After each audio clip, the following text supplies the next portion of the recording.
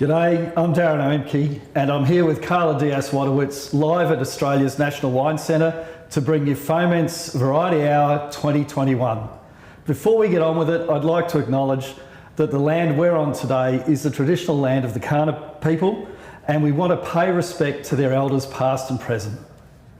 Thank you, Darren, and we are here at the beautiful venue of the National Wine Centre. It's a magical place. We'd like to thank our partners, Hydro Consulting and Flinders New Venture Institute, part of Flinders University, and Wine Industry Suppliers Australia. And also to our financial supporters, Wine Australia, Barossa Australia, the Entrepreneur Facilitators Service with the Barossa, York and Mid-North, and also to the South Australian Government through PIRSA. Thank you as well, the National Wine Centre, for this amazing opportunity to be here. Darren. Now, Carla, 2020 was quite the year. Yes, what a year. Yeah, I'd like to forget it, just so we get that out straight away. We learned so much with FOMENt 2020 and how we quickly had to adapt our program and all that surrounds the wine and tourism industry, and as well as viticulture, to be able to deliver value to the participants of FOMENt 2020. Remember, tourism, how much has changed in tourism? Well, I actually went somewhere for the first time in a year and a half over Easter, so... That's fantastic. Yeah, I remember tourism. I've vaguely. But yeah, it has changed. And our world has become one now of domestic tourism in Australia or virtual tourism. And, you know, that's a real challenge that faces our tourism sector, is how do we get people having us front of mind? How do people think of us, and how do we get ourselves on their agendas for travel as soon as they're ready to travel again? Yeah, we were stuck at home, not much here in South Australia, but we were stuck at home and we had to think about new ways to engage with tourism. Obviously, we went more local, but also we started to use other tools, technology tools like virtual reality, artificial intelligence, to try to recreate the experiences we lived before. Well, there's also those that created experiences that we haven't lived before. And anybody who dug deeply into Airbnb experiences knows exactly what I'm talking about. It's not recommended, just quietly. What about wine and wine tastings? Well, there's virtual wine tastings. In fact, it's all about virtual wine tastings now, except for, again, domestically. Virtual wine tastings, virtual wine tourism, from an Australian perspective, they're a really big part of the future. And in fact, we were speaking last week to some traders in the UK, actually talking about the change in wine experiences and supporting trade. Changing how we do trade visits may mean that from a wine production point of view, supporting trade is not very often done face-to-face anymore. Yeah. We're finding ways to do it that are good enough, or in fact better in some ways. Yeah, we really need to adopt new technologies, and not only to engage with with consumers, with wineries, with tourism operators, but we needed to also adapt new technologies to learn about them. There's been so much adoption, so much learning from the different segments of society in terms of how important technology became to bridge this gap of not being able to go outside of the house.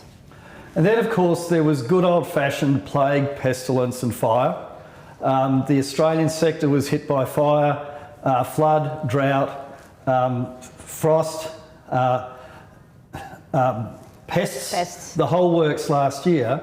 And so climate change is really front of mind in the industry now. Yeah, and that's why, artificial intelligence, GPS satellites, drones, sensors have become so relevant for the industry. Yeah, and I think just to wrap it up, the challenges in international trade are not just the challenges of moving to virtual, but the challenges of delays in our trade, the opportunities, and some of the companies we've worked with over the last couple of years have actually been all about engaging with people on the bottle or through virtual engagement or through voice. So as we come out of this period of trade delays and difficulties with trade, I think we're going to see trading done in different ways, through voice and through on-bottle engagement. Yeah, image processing as well. But enough from us. let's get on with it. There are much more interesting people to hear from today than myself. I'm not speaking for you, of course, Carla, when I say that. Thanks, Darren. It's my absolute pleasure now to introduce the Honourable David Basham, the Minister for Primary Industries and Regional Development. The Minister is passionate about primary industries and seeing our regional and agricultural sectors thrive. And the Minister, also through the Department of Primary Industries and Regions SA, has a strong focus on AgTech development and adoption. It's my absolute pleasure to introduce and to invite you to watch these, to watch Minister David Basham to welcome FOMENt 2021. Let's watch. Hi, I'm David Basham, Minister for Primary Industries and Regional Development in South Australia. I'd like to welcome you all to FOMENT's annual Viti Wine and Tourism Tech Variety Hour. It's my honour to open this innovative and thought-provoking event. In the first 2 years, the Marshall Liberal Government has provided financial support to FOMENT through the South Australian Wine Industry Development Fund. Despite an extremely challenging year, it is fantastic to see FOMENT continue to deliver through a program which has brought local, interstate and international startups to South Australia virtually. It is recognised that FOMENT has been able to engage these startups with our local grape, wine and tourism industries, and it is the collaborative aspect which we see as extremely important in these programs. We recently launched an AgTech strategic plan for South Australia, and we're now implementing the outcomes of that.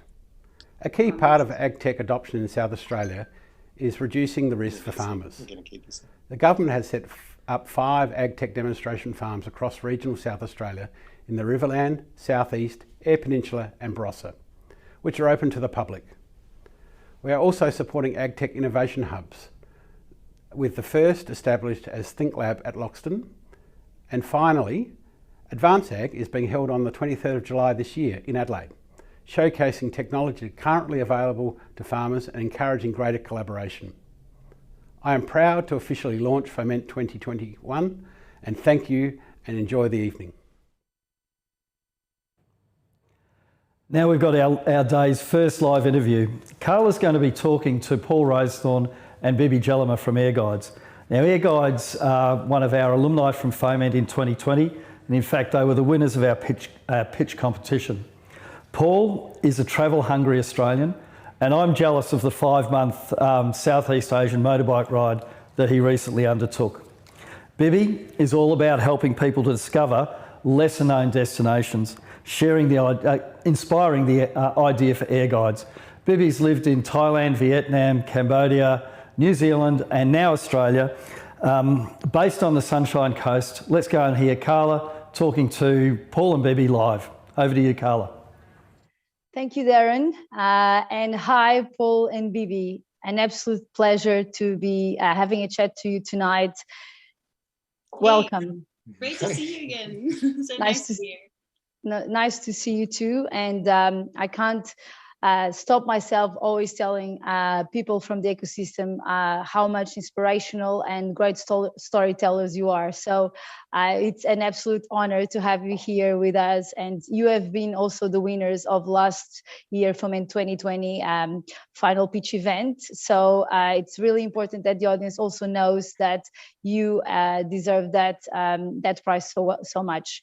So I guess I would like to start by asking, so also for our audience to really understand, what is really the value proposition of Air Guides and how does it distinguish itself from the value proposition of traditional travel agents? Yeah, so Air Guides is a platform where people can book trips created by trusted storytellers. So we work in partnership with the most inspiring photographers, filmmakers, and also chefs and potentially winemakers to create unique independent trip packages in Australia and New Zealand.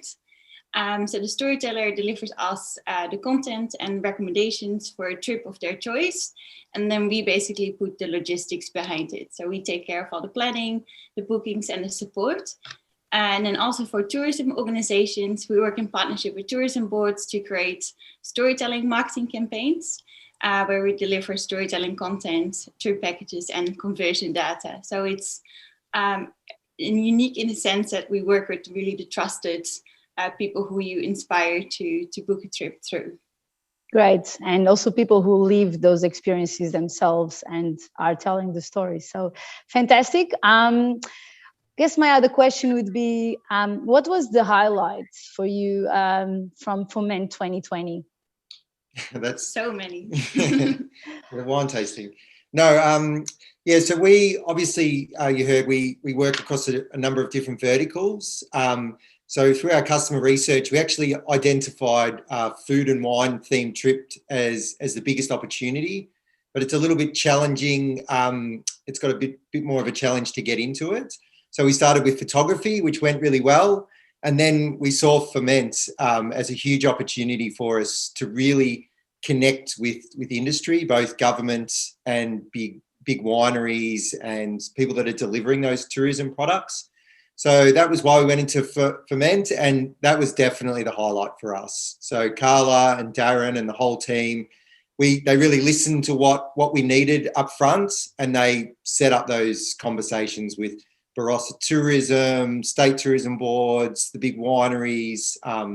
For us, that was the highlight, as well as meeting all the other teams. It's always interesting hearing lots of other different tech that's happening from both the wine side as well as the tourism side. So yeah, it's amazing. And you are virtual participants, and just to think that you have this sort of feedback from everything that we tried to put together to deliver a virtual program. That's great. And it was always good to see you joining in from Melbourne every day throughout the program with a huge smile and super committed to fully dedicate yourselves to the program every day, being it through the immersion week at the Barossa or being it through other visits, mentor sessions, advisory boards. So thank you so much for being here with us today. It's always a pleasure to speak to you, and we look forward to hearing more developments about air guides in 2021 and beyond. So thank you so much for being here.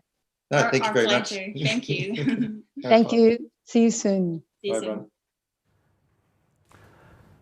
One of the most interesting companies around the world at the moment, I think, is Wine. They're setting out to be a different type of wine retailer and to tell stories that really engage consumers in the wines that are on their platform.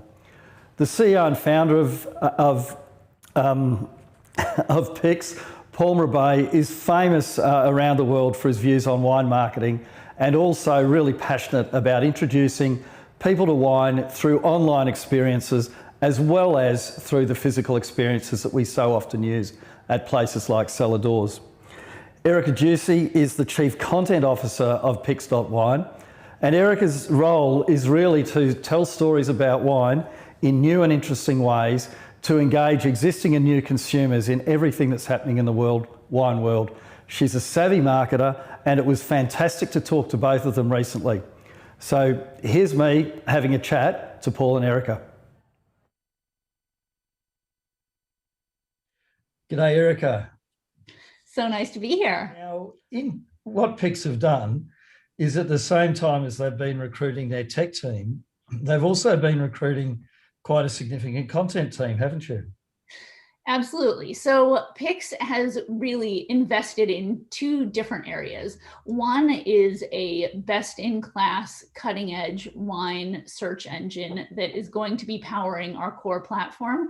And the other side is really top editors from around the world. Along with me, there's Felicity Carter, who has run a well-known wine publication in Europe. And there's other people that we are bringing on as freelancers and contractors to really develop up a content program that is very robust, and it will have publication, multiple newsletters, podcast, and a pretty vast social media program as well.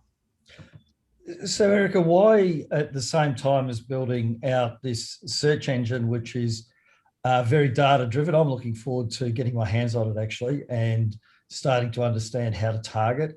Why at the same time as you're building this incredibly data-driven engine, are you also increasing your content capability?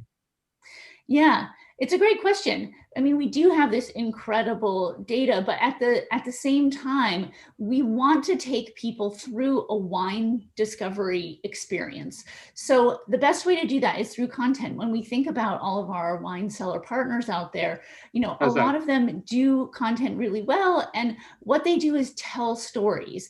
And a lot of consumers, how they like to ingest content is by storytelling, by narrative, by additional contextual information that you can't just get from a tiny description of a wine, or just knowing what variety or alcohol level it is. So we are really fleshing out the content that is around products and offering complementary products that will be free for consumers to use, but they'll really take people on a journey of discovery, helping them engage with wine no matter what level they're at. If they're a wine lover, a collector, someone who's new to wine, we will have wine emails and publications and all sorts of different products that will engage those different demographics in a variety of ways. So as the tech improves, the need to tell your story well improves at the same time. Absolutely. And that's something that we will help our wine sellers do on our platform. So we are going to allow wine sellers to be working with us to develop up the descriptions of both their brands and the actual products on the site, so that they are part of that experience. And that's something that no platform has done so far. So we take a real collaborative approach with our partners, and we are really allowing them to take the lead in telling the story about the wines and the brands that they represent. Oh, thank you so much, Erica. So the tech enables the storytelling, and now we'll hear from Paul about the tech. Good, Rob. I'm super excited about this year's FOMENt. I can say that this is probably the most important year for the event ever, because the industry is completely awake to the possibilities of digital and the internet, and we are truly entering the golden age of wine online. The companies that innovate today will be the Googles and the Amazons of wine tomorrow. So tell us, what do you think for you is the big thing that's going to come out of tech in your space this year? Well, without question, e-commerce is driving the entire industry forward. Our ability to understand that we can make money through this channel in a meaningful and significant way, not just in Australia, which you guys have been doing it for some time, but really around the world, it is now a foundational pillar of how we generate revenue. And that's exciting. I mean, that means that there'll be incredible investment, not only in the architecture and the people and the processes, but in new tools to try.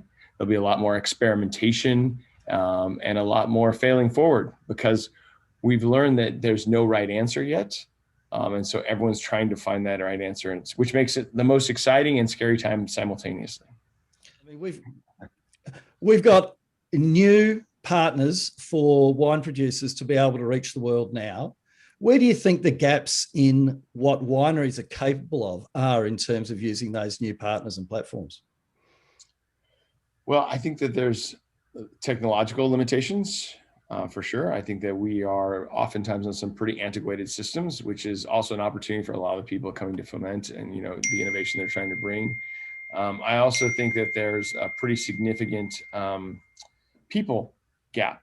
We haven't really invested in the digital space at all on that. As it relates to the actual functions, there's a cultural gap, more importantly, about how we think about things like content and how we put our product detail pages so that we can syndicate them to the world, or how we think about our e-commerce cart to have APIs and access to it. All of these things are cultural problems. There's plenty of tools to solve those things, but we need to start thinking as digital, not as a tool or as a project, but as a core pillar to our business. What an interesting year we have ahead of us, because it's so many unknowns. I mean, no one has the perfect formula. It's not you, not me, not Gary Vaynerchuk. There's not a single human on this planet that has the absolute answer for every winery, for every brand, or every kind of element. There's some brands are succeeding in different ways. So there's so much exploration. It's kind of like a great frontier that we get to go on. That's actually is safer. It's a modern time. It's like exploring the Antarctica with modern, ships and suits and jackets today versus when it was first explored, 100 years ago or so, or a couple, I don't even know, actually, to be honest with you, which was dangerous on wooden ships and people would freeze there. We're actually getting to be explorers with modern gear. It's pretty magical. It's always fun talking to Paul and Erica, and that was great. And thank you both for sharing your time and being so generous with us. We're very fortunate to have on a live interview that Carla's about to do Bernard Salt, one of Australia's leading social commentators and business analysts. Bernard draws on vast data sets on the overall trajectory of social change to look at what happened in the past and make predictions about the future. He coined the terms sea change shift, man drought, and the smashed avocado generation. There is no man drought here currently, but to talk about the future of international travel and tourism, over to Carla and Bernard. Thank you, Darren, and hi, Bernard. Hi, Carla, how are you? Good, thank you. It's an absolute pleasure to have you here with us, sharing your wisdom and experience, an amazing bio, and your contribution to the tourism industry and all the personas you have created and has been just outstanding. So thank you so much for making the time and joining us today at the event. I guess I would like to ask you firstly, what do you think that the travel and tourism will look like in a world post-COVID? Well, I think that the way we're going to emerge from this is a series of bubbles. We already have a bubble with New Zealand, and so I'm sure the tourism industry is eyeing off any number of other opportunities. For example, that might be a bubble with Singapore, or it might be a bubble with Taiwan, or it might be with other countries that have had extraordinary success in suppressing COVID, or equally successful in vaccinating their population. So as a series of bubbles, that would be the first step for the balance of 2021 and into 2022. That's where I would start. Right, that's seem to be heading that way. So fingers crossed that those bubbles will start appearing more and more, and that we can almost go back to normal as soon. So what should the tourism industry be thinking about adopting in the short term and then in the medium term to be able to tackle these changes? Well, I think this comes down to how we market, package and promote the Australian destination in the post-COVID world. I know it's very, very popular over the last 15, even 20 years or so to focus on experiences. And, to some extent, I think that is the case. We have some unique experiences. But I wonder whether in the post-COVID world, we're not going to be, there's a market that's going to be far more pragmatic. If I make the journey to Australia, all of the cost, all of the time, all of the risk associated with that, what do I get? Is it an experience? I think that the market will want something more, because I think you're actually looking for a millennial market, even at an international level. People used to actually coming out with some sort of cultural enrichment, an experience that delivers some sort of cultural enrichment. And I was always impressed by people who would say they were going to Vietnam, for example, and the first thing they would say is that they did a cooking course. So in other words, there was an experience that actually enriched them, that left them with capital value in their experience bank. So I'm not quite sure what that would be. There's marketing people that are far better than myself at this. So some sort of series of cultural enrichments for coming to Australia. There are other things I think we should be focused on as well. Obviously, safety needs to be projected, and surety. If you come to Australia, there is surety that you will not be contained here, that you can get back home, of course. Then the final thing that I would say is cachet. And I'm not quite sure how to encapsulate this, but we are an exotic people. We're an exotic location. So yes, come to Australia. There is cachet that has a value in your circle, in New York, in Paris, in wherever you are. There is a cachet in coming to Australia. How can we package that and promote it? Fantastic. I think just picking on that cultural enrichment and cachet, can technology be a part of providing that additional value added?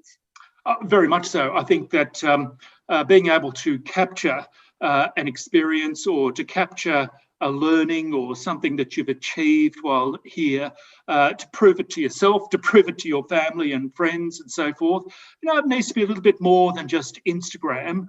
But I do think that the next generation of international visitors and tourists will be looking not just for the experience, but to capture that, to prove it, to reflect upon it, and to actually feel that their knowledge bank, their experience bank has been improved as a consequence. We're looking to improve the capital value of their experience bank, not just going through the motions of shearing a sheep or whatever it is that we do in Australia, but actually coming out of it with something that you can say, yes, I achieved that in Australia, and here is the video, here is the technology that actually captures and proves the moment. Thank you so much for that, Bernard. That's been very insightful and two good words, cultural enrichment and cachet. I think we all need to work a bit more on exactly we can offer to provide those additional value components that I think will make a big difference in the Australian tourism industry. Thank you so much for joining us today, and we look forward to hearing more about all your developments and sharing with us a bit more of your personas and books, and we look forward to having you again at FOMENt in the future. Thank you. My pleasure. Thank you very much. Thank you.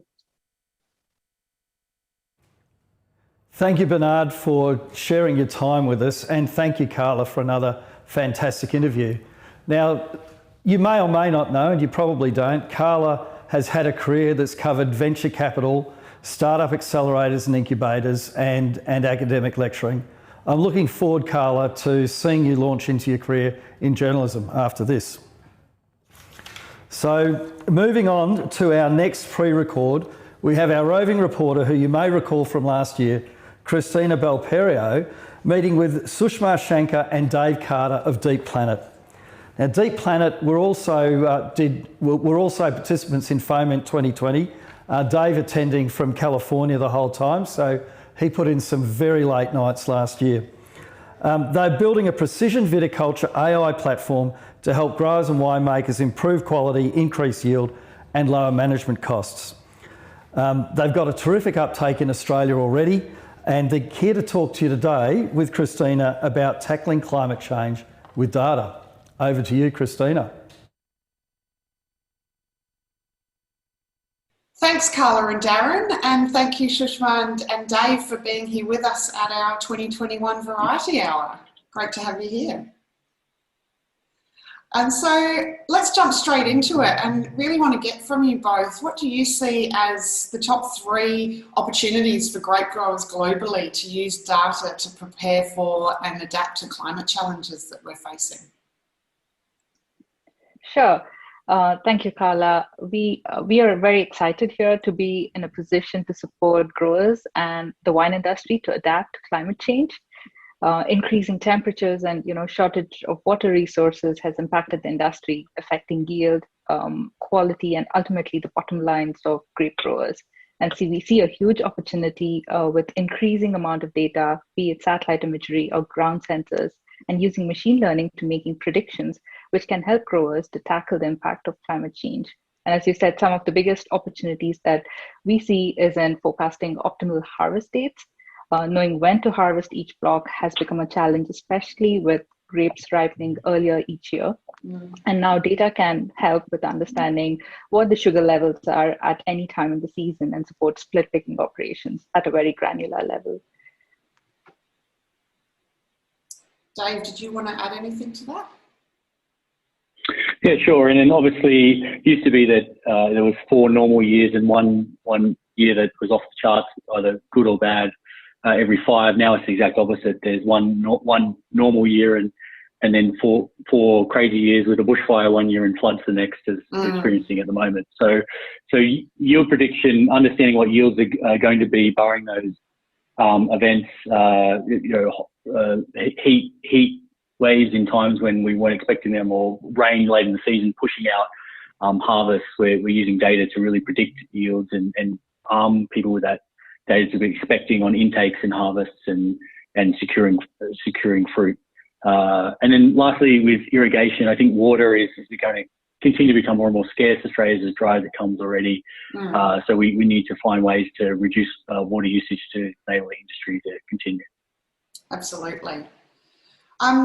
So you've been holding some yield challenges for several wine regions, including in Australia and specifically in the Barossa as well. What are some of the biggest insights that you've gained from these challenges for the industry? The variability is huge. Like I already mentioned, we're seeing harvest being pushed out or with weather events or at the last moment, people not realizing it, and then yields, maturity and yields changing from year to year. So it's become very, very difficult for people to understand what's going to happen. We've seen people get it wrong by 5 times or 500% of their predictions are out. So we're really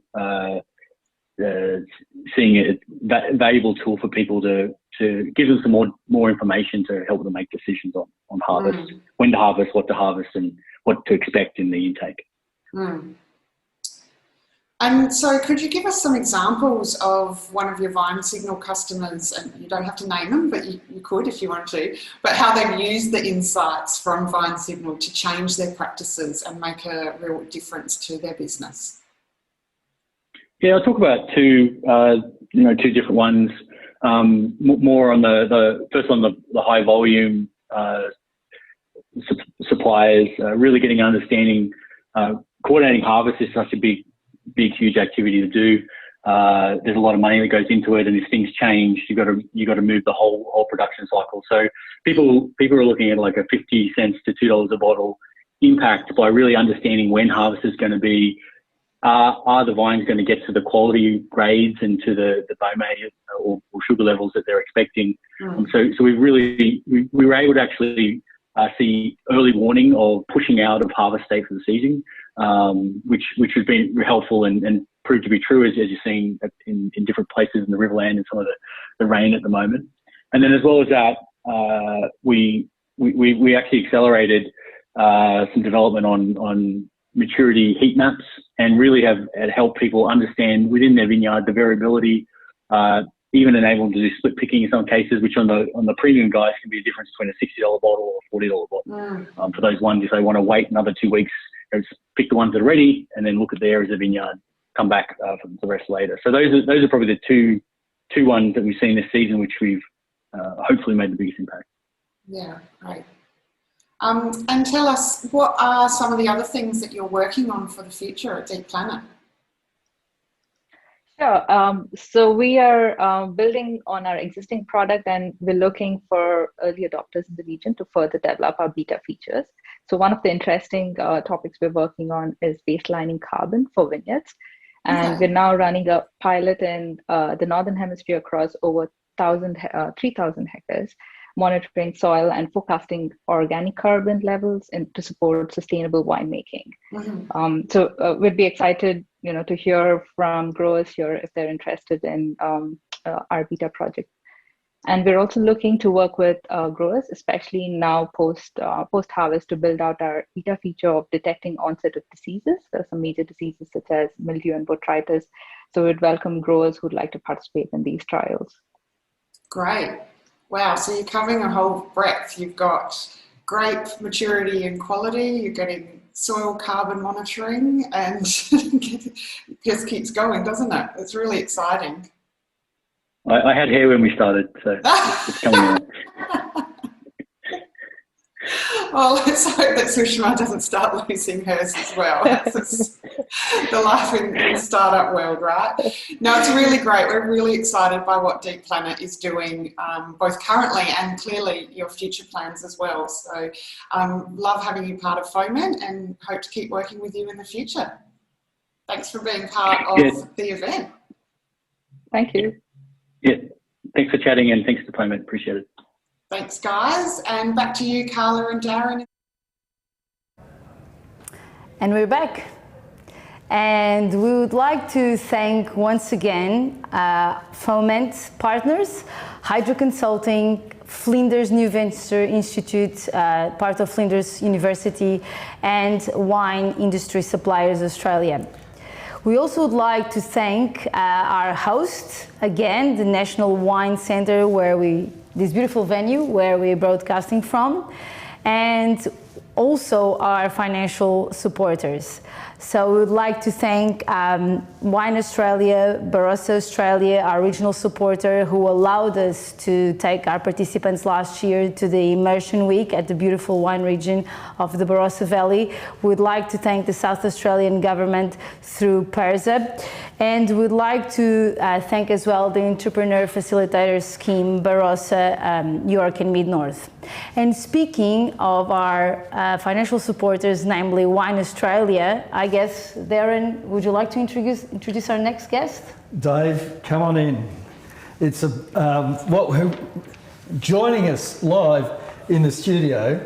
And one of the pleasures of live, and one of the great things about doing this live, is the absolute constant fear that I'm going to stuff something up. So let's see how we go, and we'll be here with you. Let me know. Dave manages the AgTech program for Wine Australia. He's passionate about delivering change that adds value to the Australian wine industry and supporting a progressive culture of innovation and collaboration across the wine industry. And it is fantastic to have people like you involved in FOMENt, who are actually out there constantly with producers and growers, talking about technology uptake and bridging that gap between people that are building technology and people that need it. Great, well thank you for having me too. Thank you for joining us. And I guess the first question we have for you is, why do you think that it's so important for the Australian wine and growers and wine growers in the wine industry to actually adopt technology, to have that adoption going? Why does it matter so much? Sure. So it's I think one of the greatest sort of requirements for growers these days is that to react to and adapt to change. So I think unlike growers of maybe a few decades ago, where environmental conditions were different, markets were different, there's just that much change moving around the landscape at the moment. And technology allows growers and wine producers and winemakers to be across change and to understand how to manage it, how to mitigate, how to react to certain things that are very dynamic in the wine industry. So, the classic example, I think, is climate change, where years ago you'd have reliable winter rains, you'd have very few heat events, things like this. And these days, these things are just so common. And unfortunately, there's no template for how to manage that. It requires, data-driven decision making. It understands, it requires an understanding of sort of broader systems. So that's the big advantage of AgTech, is to sort of break down those, the unknowns around how to grow properly. Fantastic. And Darren, you had a question? Yes. So your top 3 reasons grape and wine producers need to be adopting tech. And I told you I'd argue with you about this, but I just might not. Right. Well, let me put forward a couple of arguments. I mean, the top 3 for me, the first one I think is really about risk management. And it's about this inherent fear within growers of the fear of loss. So, the easy example for that is loss of crop, where with pest and disease and crop management. And these days there are that many technologies out there that allow you to really get across understanding those things, the vectors, what affects your crops and how to manage it, but actually gives you some greater understanding from historical information too around how to manage your crops. I think the second thing for me, as to why people or growers should be adopting technologies, is around things like climate change and sustainability. So again, this is something that we are seeing, a raft of new variables that are challenging growers outside of wine industry as well, but particularly in the wine industry, with things like your access to water, the cost of water, how do you irrigate responsibly, and there's the addition to that too is around how do you operate with social license, so that you have long-term sustainable goals as part of your business philosophy. And again, you need technology to be able to underpin, some of that. And I think the other thing then, really is around how to grow more profitably. And we've seen wine prices haven't changed in the last couple of decades. Cost of growing has gone up enormously, and farmers are expected to farm it the same way that they've always done, and it just doesn't work anymore. So they need all the help they can get. Technology is not a silver bullet for that, of course, but it is another tool in the toolkit for assisting growers and wine producers to be able to manage how they profitably farm. Yeah. So there's a real challenge around the ag tech space. Folks, this is off script, so we're now doing live TV here.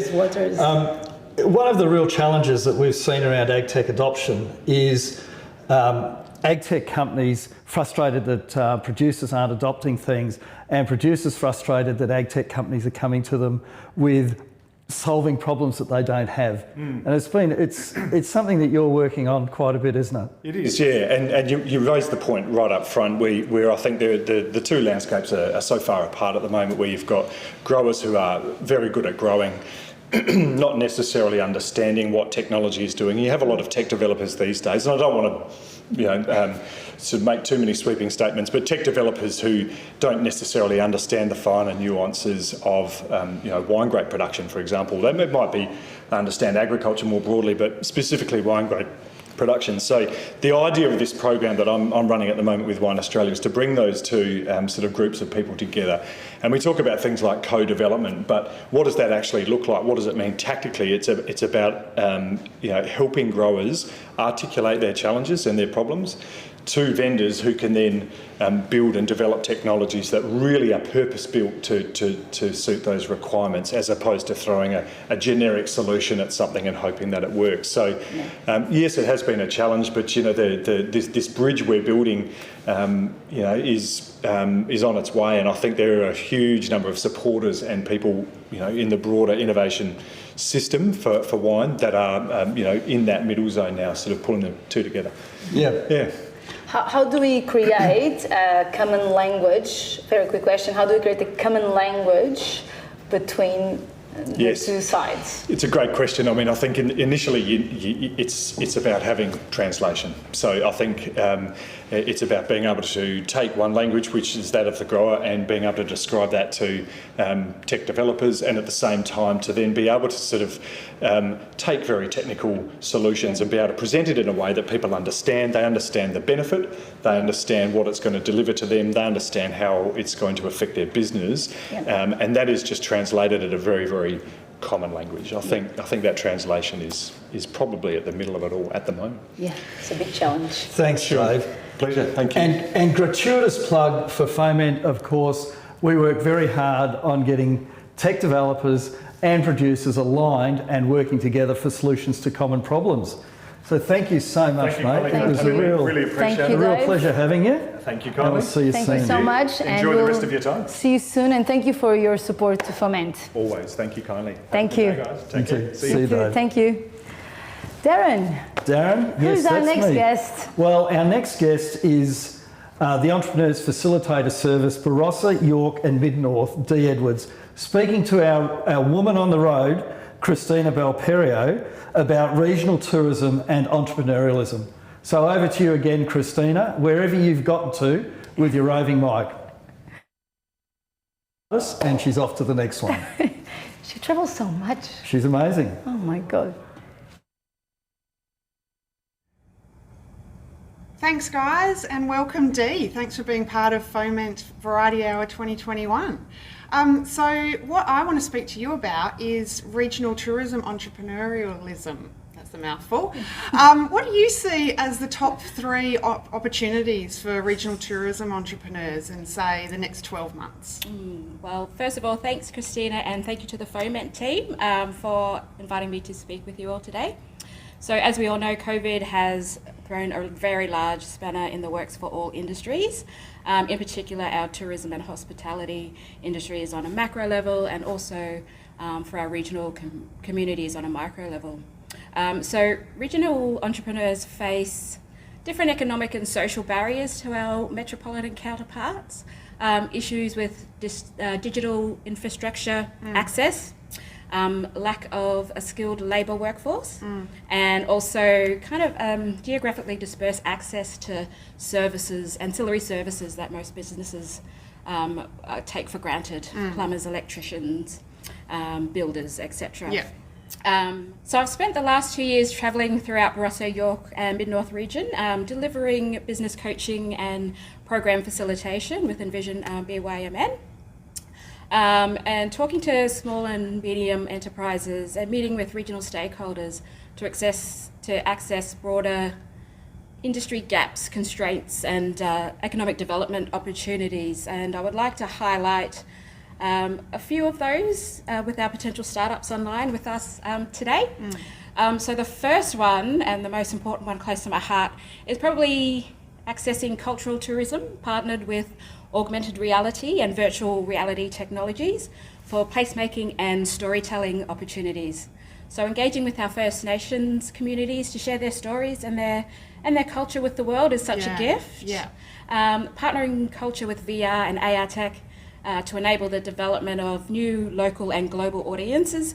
It's not a new concept, but it's yet to be realised to its full potential out in the regions. Absolutely. So I would like to put a very important caveat on this opportunity. I would implore any organisation, business or entrepreneur who is wanting to explore these opportunities to make sure you take the time to develop and nurture your relationships with the traditional owners and the elders of the First Nation groups and countries that you're wishing to do business on.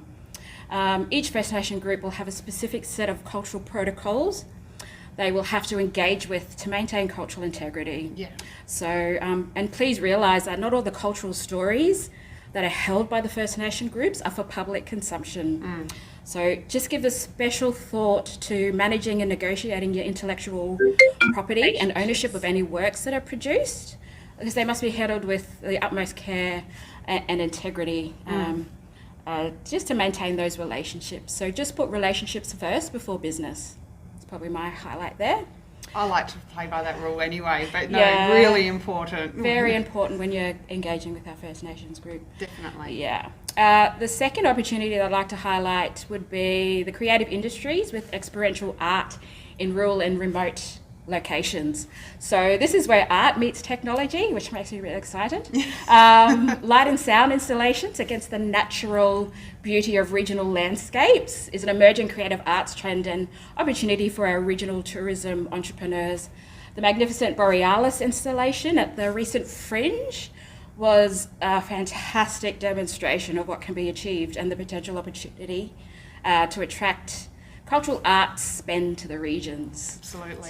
So it's quite a big market. So if the opportunity to attract cultural arts spends to the region, and if I were to put an extra edge on this, I would love to see renewable energies being bought and utilised in this space also, for the sustainable triple bottom line effect out in the regions.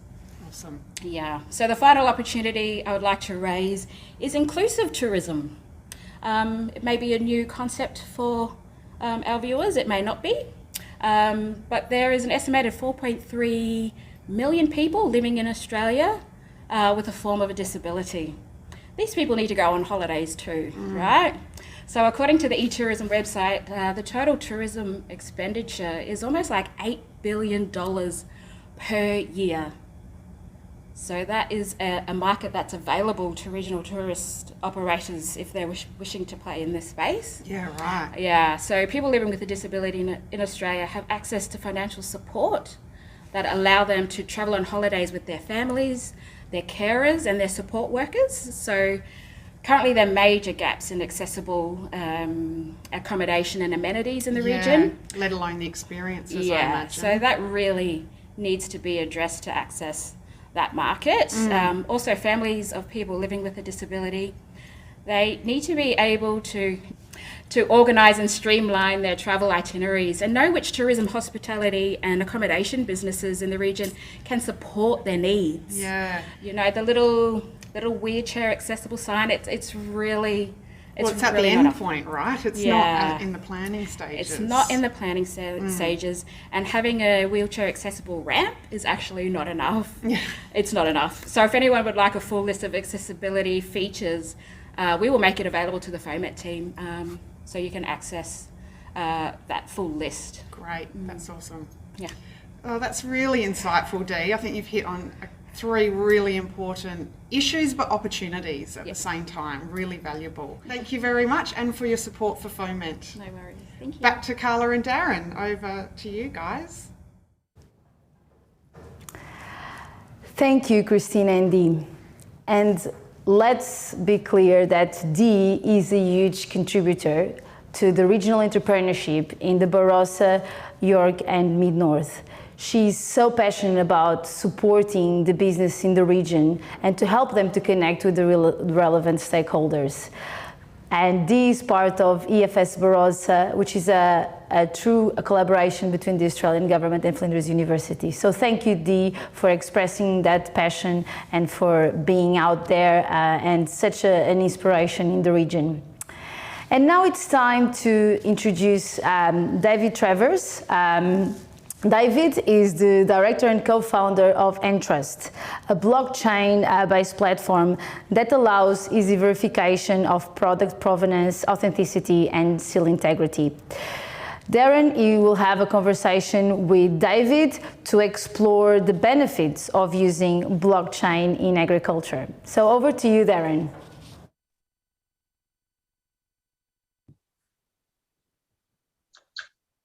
G'day, David. Welcome to FOMENt's Variety Hour. Hey, Darren. Nice to see you. Now, tell us, Dave, tell us a little bit about Entrust and what you've been doing in the digital space. Sure. Well, I guess it started as an idea about 2 years ago. Jeff Grossett and I had, who's a winemaker in the Clare Valley, about the way in which we capture data and information for the label integrity program.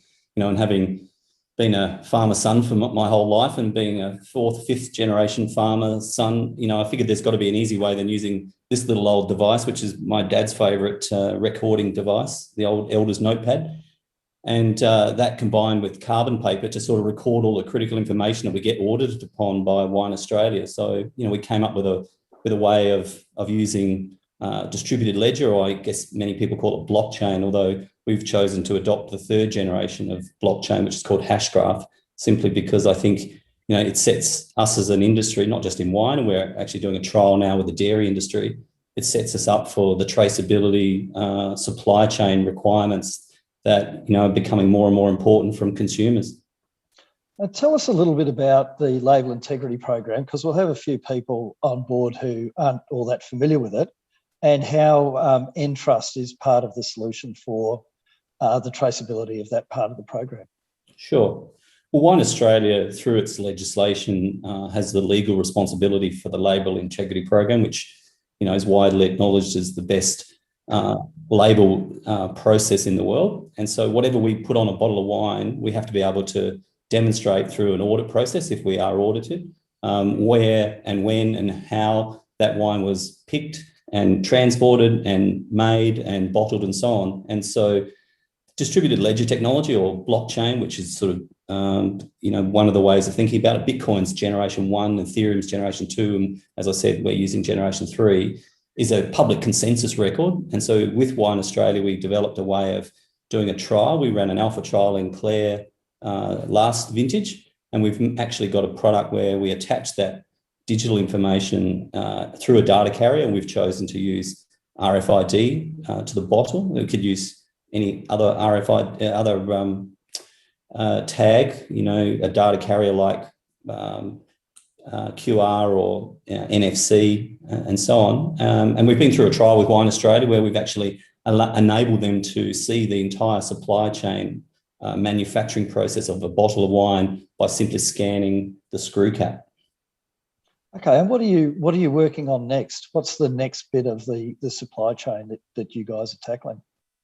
Yeah, well, I think the real opportunity is a way in which we use that information for value-adding purposes. My grandfather was one of the founders of South Australian Cooperative Bulk Handling, which in the old days was about building vertical silos, railways and ports. And I think for for farmers, the future is building and owning these digital supply chains. And so what does that mean? Well, the federal government is negotiating a free trade agreement with Britain at the moment. Why couldn't we use the information we collect in the supply chain to get to the point of paperless export?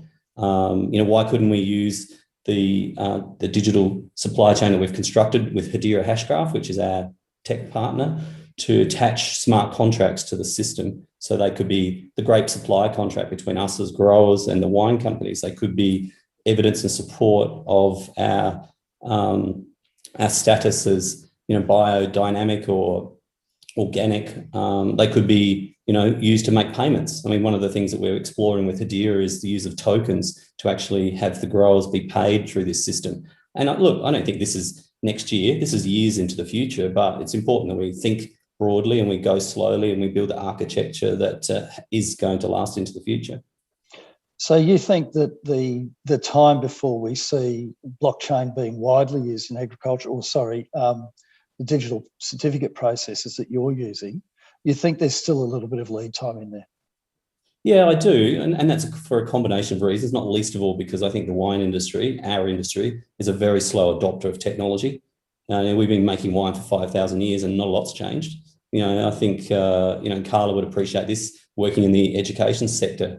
I've spent a long period working in universities as well, and they're a very slow adopter of technology too. But there are plenty of ag industries, and dairy is a good one, and beef's another one, cereal growing, who are really smart adopters of technology. So I think that there'll be other ways of bringing this, into place. And the other thing I do think, though, if I go back to my old red notebook, the Elders Notepad, and there's plenty of green ones out there for those who are farmers. The idea that we'll move to this digital device fairly quickly, I just think is not real. Even though I've got mates who are still in the Broadacre farm, my dad, has probably got 3 Elders Notepads lying around, one in the ute and one in the tractor, and so on. I think it's going to take time for us to adjust as we are an old industry and populated by old decision makers, like it or not. My dad will probably text me and complain. Now, Dave, look, thank you for that. I would really love to hear what you're doing in the dairy sector. Can you give us just a 1-minute wrap of why you see them as being fast adopters and what they're doing? Well, I guess, just sort of explain for those, and I'm not a dairy farmer. We had dairy cattle, but we mostly ran livestock when I was growing up. But, dairy is very similar to wine. You take a perishable product from a regional farming location, transfer it via a truck to a regional processing facility. You weigh it and measure it at both ends, and then you put it into to the processing facility, and you take it through a series of vessel transfers, which is actually almost the words that are in the label integrity program. You then attach a label to a product that has a shelf life, and you distribute it into a global supply chain. So it's almost identical to the label integrity program, and wine, is a leader in this area. Dairy doesn't have that kind of established process, and so we're working very closely with industry to be able to roll over the code that we've developed over the last couple of years and the IP that we've created to be able to pilot it in their industry, and obviously we talk to beef as well, and a unit of a bovine, an animal, is a very large animal with a fairly high unit value too. So they can be tagged and managed in the farm as well. David, thank you for coming along and talking to us today about blockchain. There's a lot of curiosity and interest about it, and it's fabulous to hear what you and your team at Entrust have been up to and what you see as being the future. Thanks a lot. No worries. Thanks, Darren. Thank you, Darren and Entrust, for this really interesting conversation on blockchain and the future of agriculture. Now, our traveling reporter, Cristina Belperio, is going to interview Armando and Andre. Armando and Andre are two of our FOMENt alumni from 2020. Armando Hurtado is the creator of SciUnity and joined us for FOMENt 2020 from the Napa Valley, talking about customizing a program from different regions around the globe. Armando aims to give wine and tourism brands the opportunity to connect on a daily basis with their customers using voice tech. Andrea Alcantara is the co-founder of Wine Tasting AI, which is basically a voice AI platform based in Melbourne. Andrea is a creative strategist and designer with more than 15 years of working experience for prestigious multinational companies. Let's hear Christina having a chat to Armando and Andrea, and how are they going to convince us that voice-activated engagement is the way to go to change consumer behavior. Let's watch it. All right. Well, thanks, Carla and Darren, and thank you, Andre and Armando, for joining us here at the FOMENt 2021 launch. Having Andre coming to us from Melbourne and Armando over in California is a great opportunity to really unpack quickly how voice-activated engagement is really changing how the wine and tourism industry can engage with consumers. Armando, I'd like to start with you. What do you see are the top 3 trends in voice AI over in the US and globally?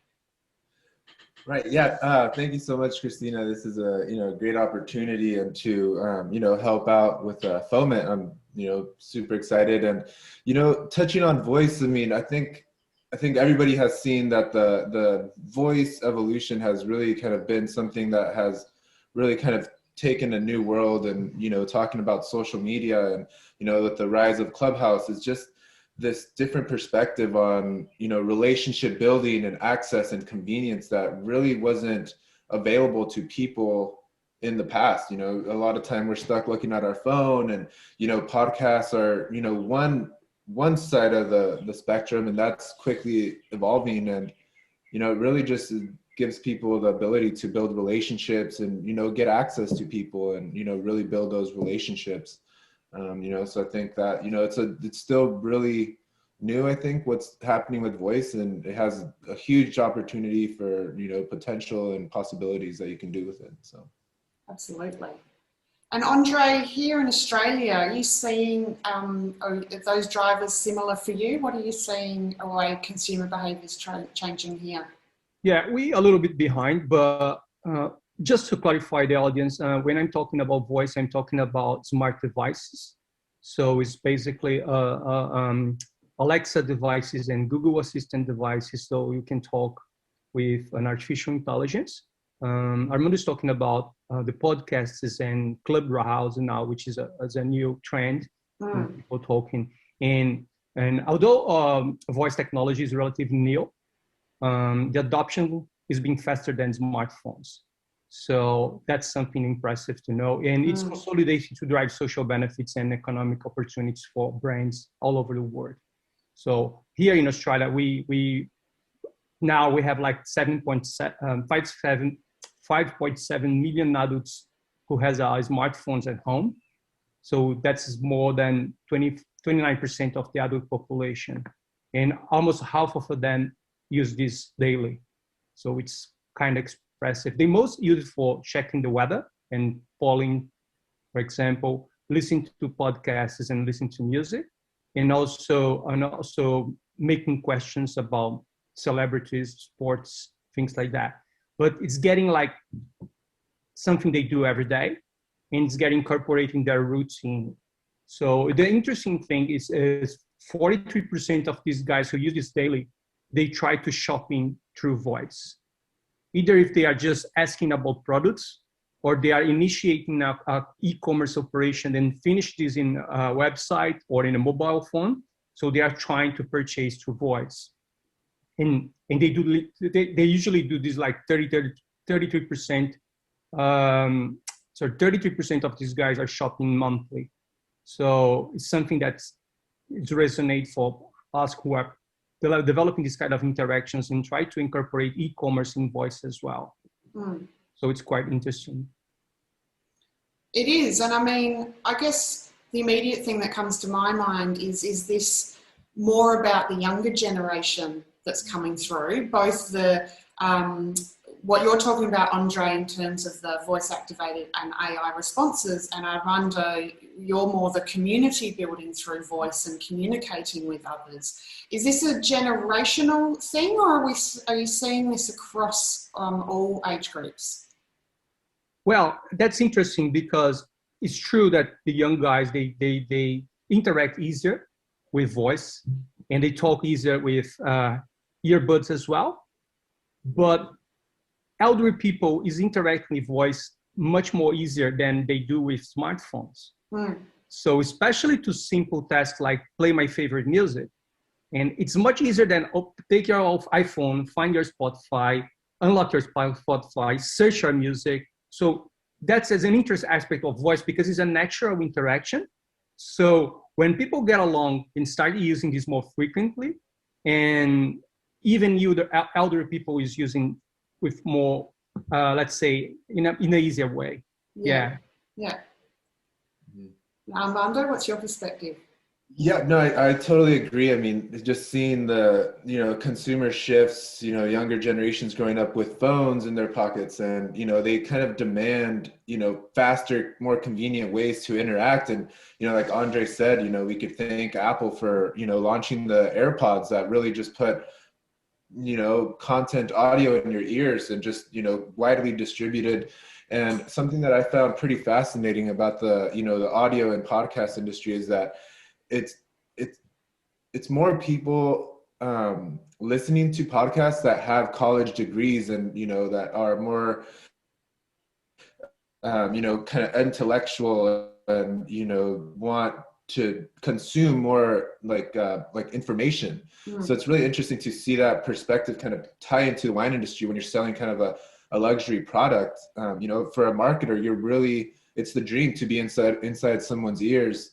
And, just trying to keep up with the consumers through voice. I think it's more of a springboard really to kind of, get people together talking about bigger things, to innovate more and, to build those deeper relationships and build that community, but that I think is just, a first step, is building, getting to know your customers the way that, we all want to get to know the growers, the vintners, and just building those relationships, I think is going to be a critical part of voice. Absolutely. It definitely conjures up the image to me of having the grape grower or the winemaker just sitting on my shoulder, whispering sweet stories in my ear, and then going, oh, I do feel like that glass of wine, don't I? Oh my God, yeah, it works incredibly well. Super effective. Excellent. Well, look, really insightful, guys, and we really do at FOMENt think that this voice-activated space is so exciting, and from a consumer engagement, we've only just started down this path, so very excited to see where you guys go and the whole tech space goes in this area. Yeah, it's interesting. I think as a legacy of the pandemic, a positive legacy, we had an acceleration of digitalization. So definitely. So wine e-commerce has become a convenient channel to shop. And it has expanded for like 20% of engaged explorer wine drinkers to 50% of people who drink wine like every day or frequently. They like wine, but they're not like wine savvy. So they start purchasing online. So that's a huge difference in terms of convenience and in shifting buyers from the big retailers to shopping online. We don't know that if you become a trend that keep going forever, but it's something significant. And so what's happened is the wine industry is discovering the e-commerce as a channel. But the dispute for consumer attention in the digital space has drastically increased. So the prices for advertising, digital advertising, is getting higher every day. And it's harder to reach out your audience. So that's why it's so important to develop in a relationship with consumers. So, and voice is a perfect channel to do that because we can bypass the digital environment and establish a communication and a conversation actually with your consumers and getting feedback from them through voice. So that's something unique that's happening in the digital world in general. Absolutely. And it's time to, for example, one thing that I noticed, the wine industry has been talking about itself. It's just about the product or sometimes the producer, but never the consumer. So voice opens a clear channel to start talking with the consumers, which any kind of serious brand are doing now. All the brands, if you're talking with a marketeer, they talking about the consumer, what the consumer need, what the consumer wants. It's not about the product. Otherwise, we will fail in our communication. So I think that's something that the wine industry needs to be appropriated. It needs to start talking and understanding better the consumer. Well, then it becomes, it's a shift to a conversation, not an information push. Yeah, and that's why we are trying to do. So the reason we are launching the Wine Tasting AI is that it's 100% consumer-centric. So it helps you as a consumer discover and understand your preference in wine and introduce you to products that match your particular taste. So it's not about what the label says. It's about what I like it, what I don't like it. And because we are listening to them, because we are learning with them and educating them, we can understand exactly what they think about wine, which might be different what I think and you think. And then we can match their personal taste with wines they can buy directly from the wineries. And that's just something that just voice can do. Even programmatic media on digital media can do something like that so deep. Yeah, right. Cool. And Armando, you know, with everything that's gone on over in the US, particularly in California and everyone being locked down for so long, from a community perspective, have you seen, I guess, an acceleration in the uptake of how these new technologies can help to bridge those relationships? You know, I mean, it's still fairly new, and I think I just read an article about, you know, Instagram and Facebook rolling out their Clubhouse imitator and Twitter as well. You know, but a lot of people are really excited about the possibilities to close this gap between unity and, you know, the communication gap. So bringing those two closer together to connect with consumers and engage more and in a way level the playing field. I think that's what I'm super excited about, and using voice to kind of do that, to level the playing field, and, you know, to be there for consumers when they're driving down the road looking for a place to go tasting, and be able to do that live and talk to locals. You know, that's what we're focused on, and using voice that way. But you know, I think even community members like Napa Climate Now and different organizations that are focused on sustainability of the earth and just finding a new way to reach people, the community, to get their voice heard, I think, you know, is also something that we want to explore and incorporate those organizations into something that we're doing. So yeah, absolutely. Well, it's very exciting, guys, and we do like keeping tabs with what you're up to since you're part of the FOMENt program last year. So great to have you on board for our launch this year, and we'll keep in touch as you continue to grow your businesses. Thank you, Christina, to having us. Thank you. Sounds like a plan. Bye. Thank you, Christina. Thankfully, the TARDIS hasn't quite worn out. Christina's got one more interview to do. Oh no, Christina's got 2 more interviews to do. The TARDIS is overheating. I was just looking at the engine a moment ago. Now next, we've got Christina racing out to see Abby Hyde. Abby's the founder of Winely. Sorry, she's the co-founder of Winely.com, and Winely.com helps winemakers manage their fermentations. It monitors, shows them what's going on, and helps them understand what's going to happen. So they can intervene, they can reduce the carbon footprint of their wines, they can manage their ferments the way they want to. Their mission is to provide winemakers real-time visualisation of the fermentation process. They're a New Zealand-based startup who are in the process of moving to South Australia. Over to you, Christina. We're really looking forward to this interview. Amazing. Carla and Darren, it's awesome to be here in trendy West Norwood at Signature Wines with one half of the founders of New Zealand wine tech company Winely, Abby Hyde. Thanks for joining us, Abby. Great that you've made it over to South Australia and proved that travel post-COVID is currently possible across the ditch, right? Thank you for having me. Not a problem. So what we wanted to talk to you about today is the fact that winemaking is believed by many to be such a traditional process. The fermentation process is considered almost an art form, or it's perceived to be an art form that shouldn't be touched and shouldn't be tampered with. So what do you see is the benefits of new technology in that winemaking process? Great question. So I guess one of the first things I'll say is, if we're being completely honest, a lot of the traditional methods of winemaking have been lost. And the reason for that is it's very hard to make great wine at scale using traditional methods. They're unpredictable, difficult to control. They can result in quite a lot of expensive mistakes.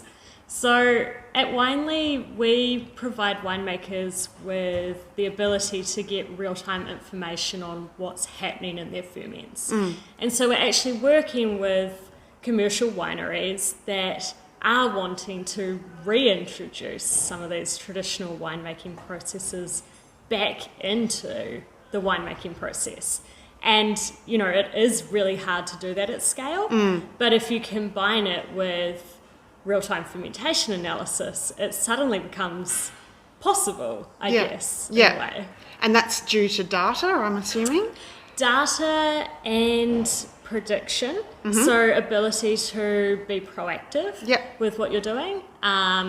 It means that, you know, if you are using some of the more traditional methods like native yeast, for example, where traditionally it might be hard to see exactly how it's going to respond, you can now get that information in real time. Yeah, sure. Yeah. And I guess stave off problems as they're occurring as opposed to after it's occurred. Yes. And there goes a whole vintage of grapes down the drain. The saddest thing that can happen, right? Yeah. So, I mean, we also work with some of the most traditional wineries on the planet, the biodynamic organic wineries. And the reason why they love it is because they are so limited in the interventions that they can do and use. You know, they've got very few tools on their belt if things start to go wrong. So for them, being able to have things closely monitored and being able to proactively intervene, it helps a lot. Yes, absolutely. Well, I guess that's the definition of tradition, is going back to those real roots with very, very limited intervention in the process. Exactly, yeah, natural winemaking, if you will. Yeah, right.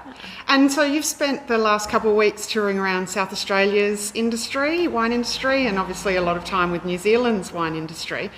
What excites you about the opportunities that new technology can bring to the winemaking process? Yeah, I mean, I guess what I'm most excited about is I see the role of technology in winemaking as being able to support,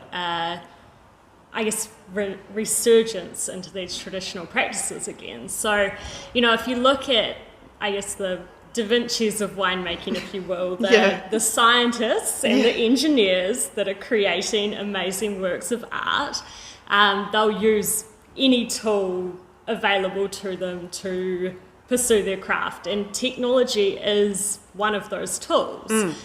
So, you know, I'm really excited about the position of technology in the wine industry. I don't see it as being something that's going to remove the art or the tradition from winemaking. I actually see it as something that can enhance the tradition and the art, and give winemakers just more ability to create their masterpieces. Absolutely. I'm really excited. Excellent. It sounds like the importance of using that new tech to enhance the the story to the consumer about what's going on, but also to guarantee the quality that they're expecting in that product. Yeah.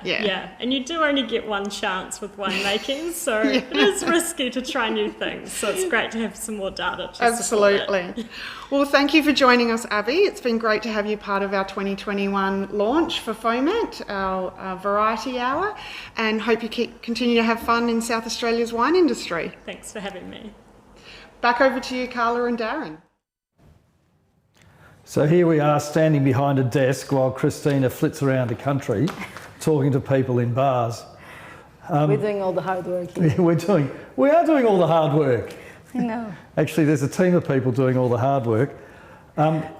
We regret that Amber Labau is unable to make it today. Amber's been a great friend of FOMENt, and we've been great fans of what she's been doing in virtual wine events. What we're going to do is we're going to get Amber to do a post record, and we'll be adding that to the YouTube channel so that people can see that, because what we'd asked Amber to do was to have a look at the technology behind virtual wine events, and she's had a hard look at what tech people most like using to actually sign up for virtual wine events. So I think that'll really be worth listening to. And of course, if you're running a virtual wine event, don't forget, get on to virtualwineevents.com, log it there, get the marketing done. They really do help drive traffic. We've had really great experience of that in the last couple of years. Yes, and this event from last year, the Variety Hour from FOMENt 2020, is now on the top 20 of the most watched events on virtualwineevents.com. So that's something that we should all be proud of. Oh, I'm telling everyone. All the team. I told Mum and everyone. Great. So what's up now?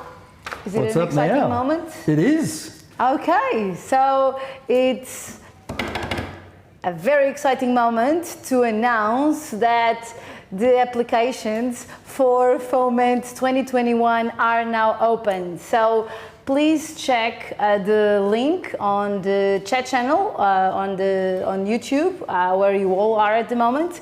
So click on the link and you'll be able to go through our application website.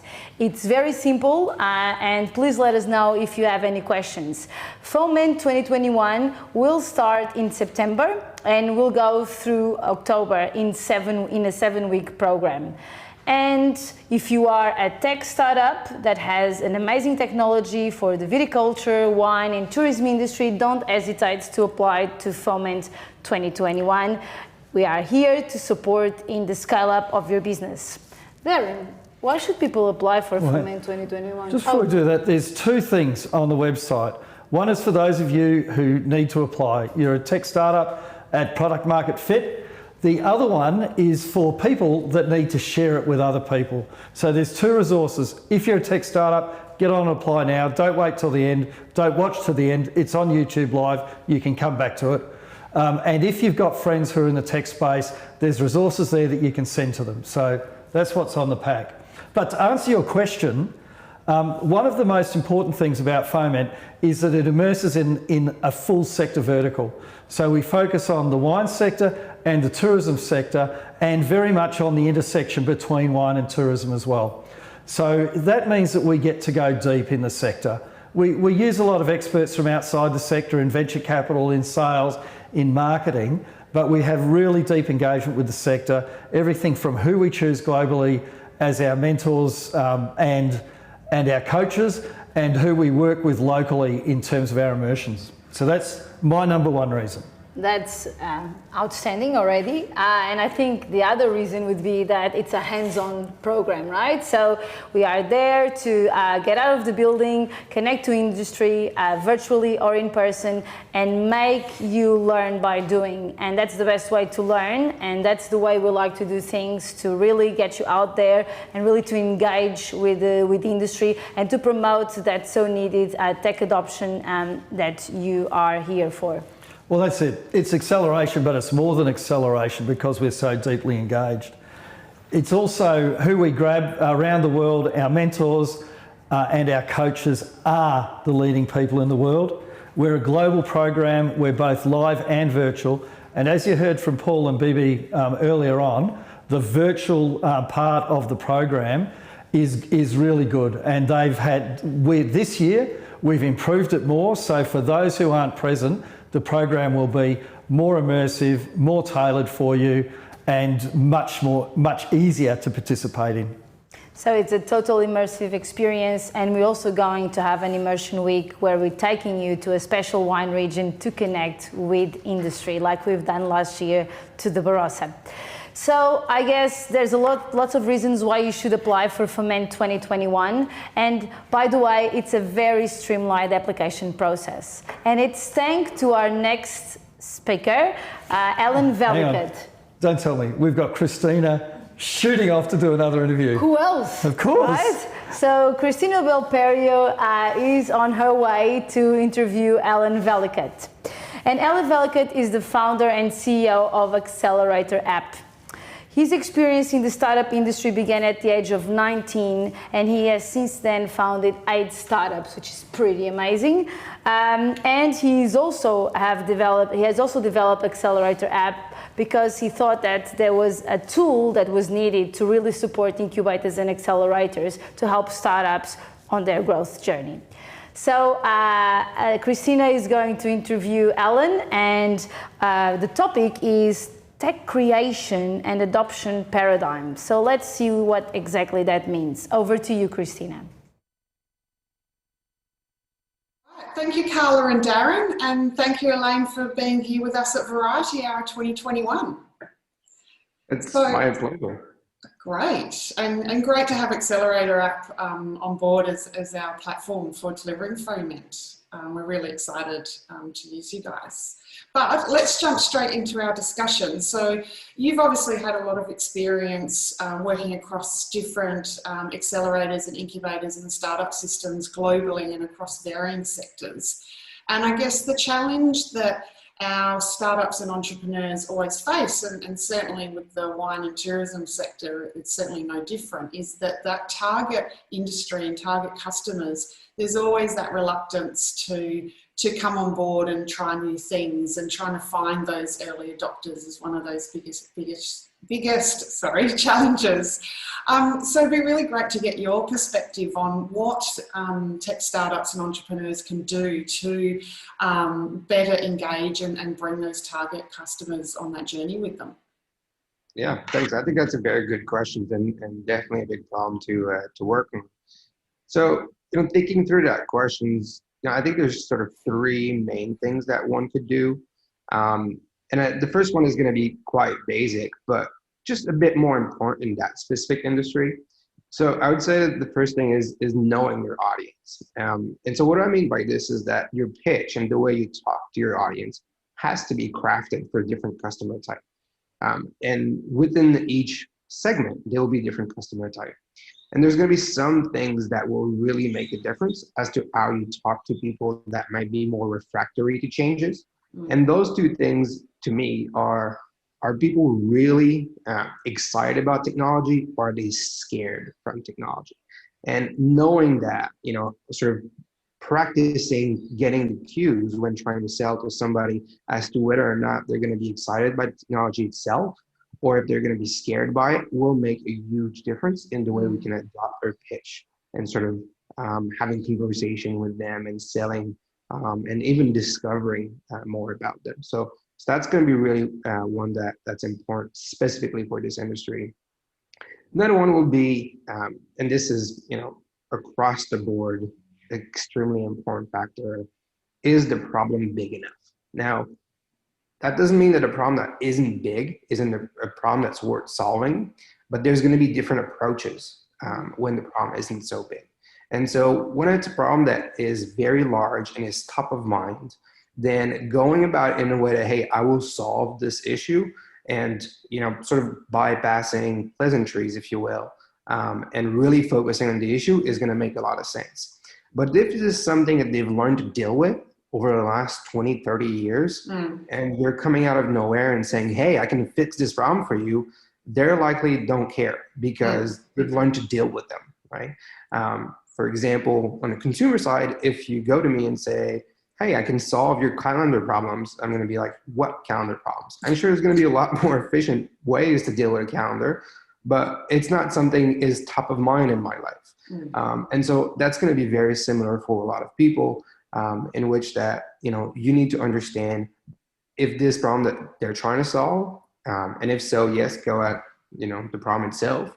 And if it's not, then going with more peripheral routes will probably make more sense, and suggestions and showing the end results, and having patience and working on the relationship and working also on the customizations of the outcome as a way of discussing the potential benefits is also going to make a lot of sense. So this is my first sort of note, and this is really about know your customer.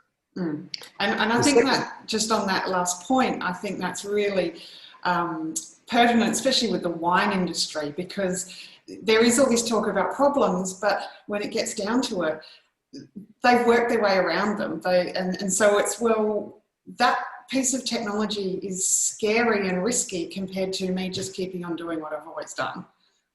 Absolutely. And they're proud of their heritage and the way they've been doing it. So changes is scary for sure.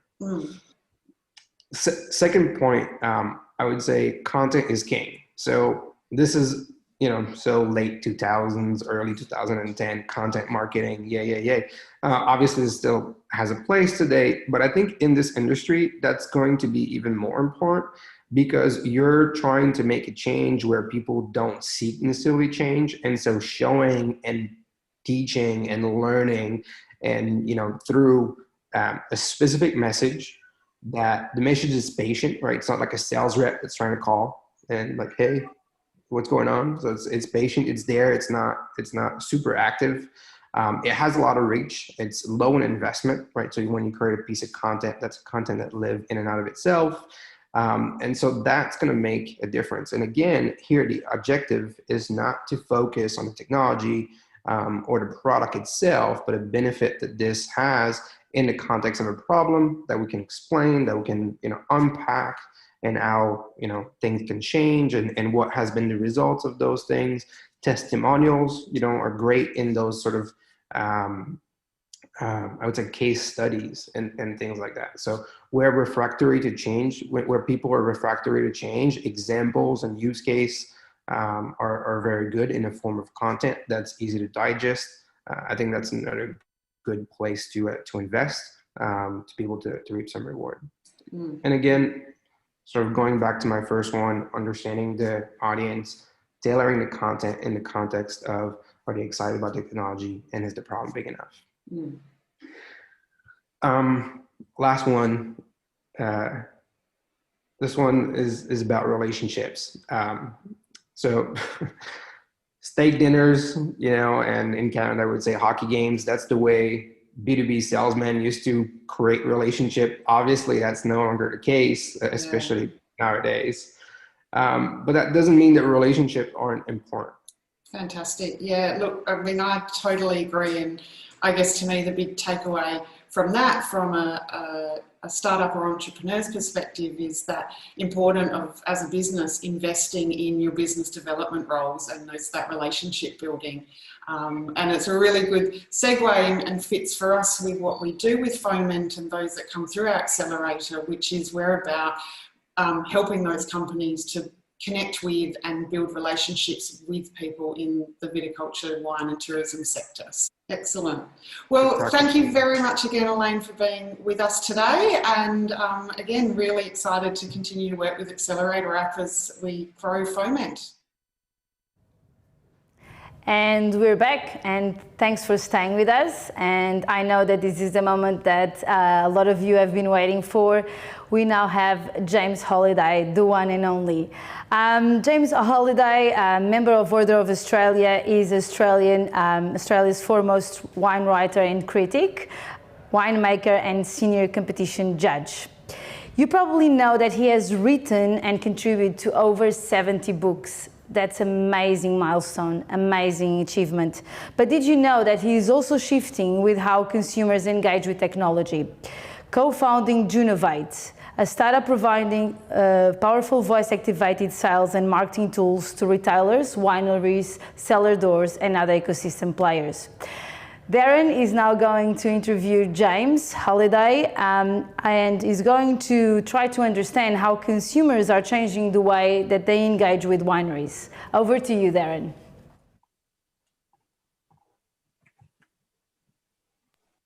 G'day, James. Good evening. Hi. Welcome to the launch of FOMENt for 2021, our virtual happy hour, and thank you so much for joining us. Thanks for extending the invitation. Now, James, we wanted to talk to you about how customers are changing the way they engage with wineries. So can you tell us what's been changing in the last few years? Well, quite obviously, the move towards voice is one part of the really up-to-date moves, but online is probably the easy way to put it. But online, of course, means a lot of things these days and is changing fast. It's absolutely essential for the wine industry to smooth and speed up its communication. We've lost our largest export market. We've been slammed by COVID, and wines are 24/7 global commodity. So we can't sit here in Australia and just lick our wounds. From an industry viewpoint, from that perspective, it's incumbent on us to find ways that will appeal, obviously, to consumers. And technology, and I keep on coming back to voice. With 70 odd books that I've written over the last 40, 50 years, I guess I've got sort of a vested interest in communication and weekly wine columns and so on and so forth. And I can say that in about 1997, my Wine Atlas of Australia came out with a CD-ROM, which was interactive. It had a cellar program, but you could download your own tasting notes onto that CD-ROM. So in that sense, I think that was pretty much in advance of what was accepted as normal or usual. So if I continue, the technologies that we are interested in also extend to AI, which is of course part of voice. And for example, once again with the Melbourne Wine Show last year, we had a fully interactive relationship. So you could go in and ask questions, in other words, about the wines that were in the show, that won the awards, that didn't win the awards, etc. And I'm sure that going forward, we're going to get all of these things that we're playing with now. I must say that Zoom seems to me to be fairly early in its development curve. We'll look back in a couple of years' time at what we are doing tonight and think, will we really putting up with that, with the frantic looking for links and people dropping out? So many things that are embryonic, but really exciting. And I do actually hark back to one of the comments earlier in the program about the value of high tech in the winemaking process.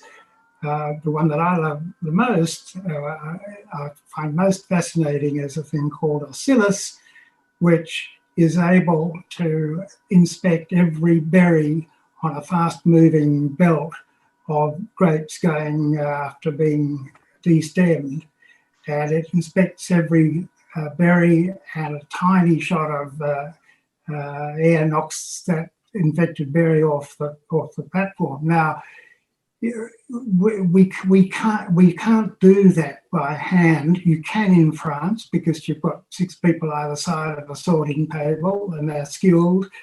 We don't have that. So we've had to jump from none of that because A, the labour availability, but B, the experience. We've made a huge jump to being in front of it. And it's that sort of jump that we've got to look for and to keep us in front of the game, because I come back to the proposition that we are in a really competitive arena, having these 2 mortal blows, and we've got to find ways to bridge the marketing gap that's opened up. James, that is the single easiest interview I've ever done. And I'm getting the wrap up, and that was, I think, a really, from my point of view, just a fantastic, conversation, I guess, about what's going on in the space. And thank you for it. I do want to tell people, just so they know, that James and his companies are right at the forefront of this themselves, with Junovate, the Top 100 2021 and the Cellar Door Challenge, all utilising the latest in technology, including voice. So, James, I don't know how many years it is, but 70 books of being at the front. It's a real pleasure to have you on today. Thank you so much. No, thank you.